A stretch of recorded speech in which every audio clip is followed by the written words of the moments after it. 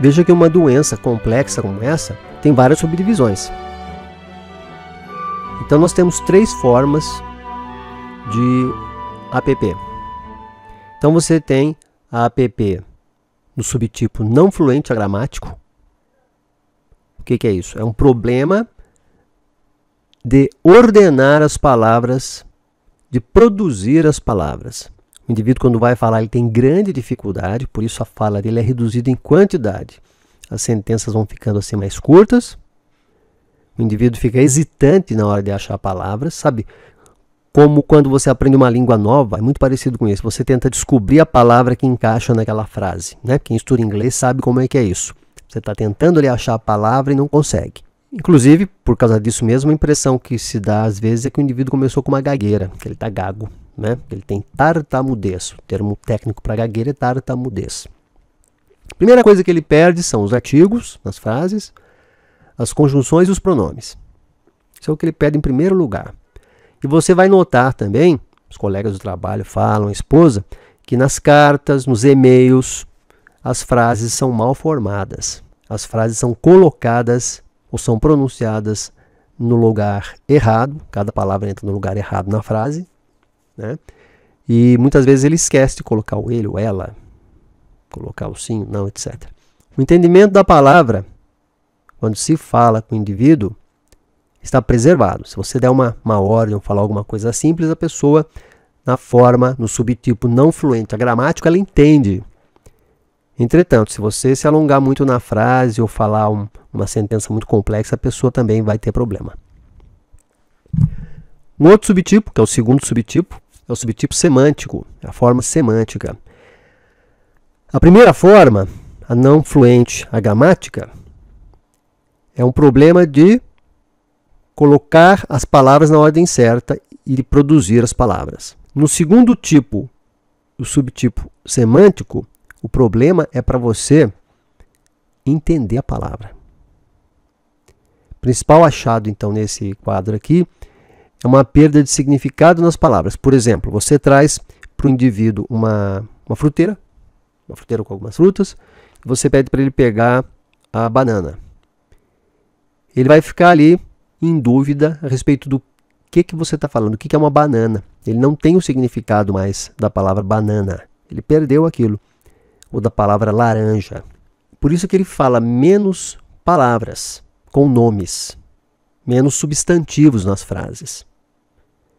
Então a fala dele fica sem significado. Só que é o seguinte, como ele vai tampando os buracos com alguma outra palavra, ele substitui, numa primeira vista assim, parece que a fala, a linguagem dele está preservada. Depois é que você começa a perceber que a pessoa, ela esqueceu nomes das coisas até familiares, né? Lápis, cadeira, caneta. Nesse subtipo, é muito comum a família vir primeiro com queixa de que houve grande mudança na personalidade, a pessoa está agitada, a pessoa está irritada, nervosa. É o segundo tipo, é o subtipo semântico. Então esse aqui é acompanhado mais frequentemente de distúrbio de comportamento. O terceiro e último tipo, é o subtipo logopênico. Então, no primeiro tipo a gente tem, né, na forma não fluente agramática, uma troca da posição das palavras na frase. A frase é muito difícil de ser emitida. A fala, ela depende de muito esforço. No segundo tipo, semântico, você perde o significado das palavras, principalmente. Você fala até com fluência, mas a sua fala é vazia, porque você não tem substantivos ali. No terceiro subtipo logopênico, você tem um problema de achar palavras. Quando você fala um pouco com a pessoa, um bate-papo assim, a pessoa consegue ter fluência. Ela fala, mas ela faz algumas pausas quando você precisa de palavras mais precisas.